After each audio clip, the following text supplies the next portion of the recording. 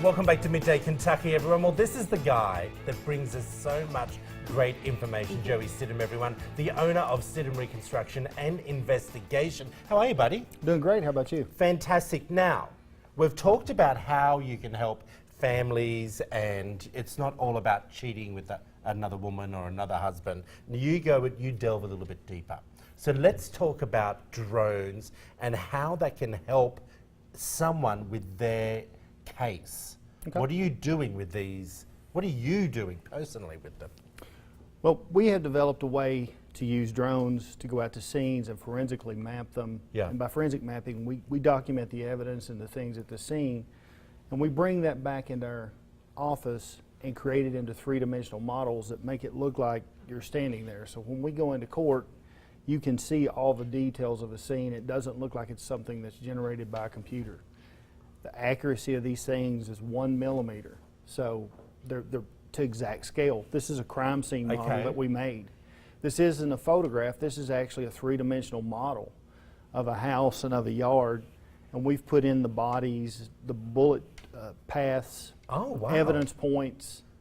This is all from a drone shot? It's from a drone. It's from multiple drone shots. This is impressive. Talk to us about why this is such a big step forward for investigative work. You've been doing this for over 20 years. What does this give you that being on the ground can't? Katie, when I started doing this as a Kentucky State Trooper, we took a tape measure out and took measurements and drew this by hand on a piece of paper in 1990. This technology, when I was a trooper in 1990, we didn't even have computers. So we did this by a simple drawing. Okay. Now today we're using drones, which 3 years ago we didn't have. But how accurate is it compared to feet on the ground with tape measures? Actually, it's more accurate than a tape measure. Really? If you buy a nylon tape measure at Walmart, Kmart, Lowe's, it'll stretch 2 to 3 inches in 100 feet. If you have contour of the ground and you're measuring it, the contour of the ground is off. These things are super accurate. The two guys that invented this for me or brought this to where it is today is Jason and Jeremy Woods.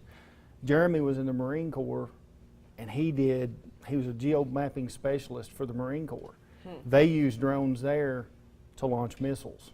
That's how accurate they are. So what are some of the types of cases that you're handling now that these drones are really coming into play and helping you? We use them all the time for traffic collision reconstruction. We have a crime scene reconstructionist. What you saw the photograph or the model of was actually a crime scene.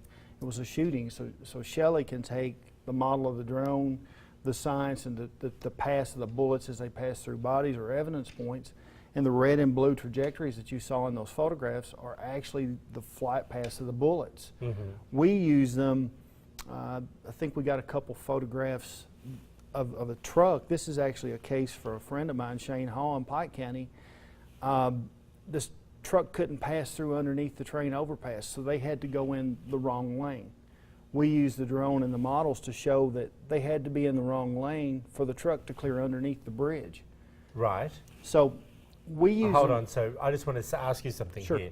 Was this truck had a collision as an example? It did. So he was at fault? Yes, he had to be on the wrong side of the road to even pass underneath the underpass. But shouldn't he have known that he wouldn't fit under that bridge? They did know. But so he willingly went on the wrong side of the road? Yes. So were you did this company employ you, or? Actually, the attorney for the person that was hit by this truck employed us. Right. So this is where my next question goes to, is we see something like this, and the person that was struck, the attorney hired you. Can someone like me, who might have had an accident, who's trying to prove my innocence, would I be able to call you? Yes. And show and say, listen, this is what happened. What do you do? Where do we go? You go to our website. You call us on our phone, on our landline. We make ourselves available to the public. You know, the other thing about drones is they give a different vantage point when you photograph a scene.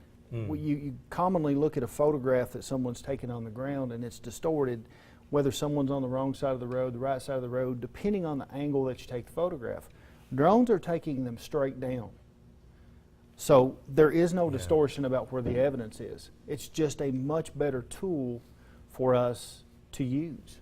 I got you. Well, I it really got looks you. like a game changer in this type of Huge. investigative work. Thank you so much for coming in to tell us about it, and I love seeing these in person. One more thing that I want to Okay. throw out there. I'm also part of the Criminal Justice Program Advisory at Hazard Community College, and they're incorporating drones into their program. Oh, are they? Oh. Yes, so they're teaching students how to use these tools. So the next generation of police officers and law enforcement are going to come at least out of this program knowing how to do what we're doing right now. So these really are the tools of the future. They are, absolutely. Got Well, you. thank you so much for Got you. coming in. We have all the information there up on your screen. Give them a call. It's a diverse array of cases that you're taking on. So if you're wondering, give them a call there on your screen. But stay with us. Coming up next, we have the Foster Care Council. They're holding a fundraiser called Lasso a Dream. Stay with us.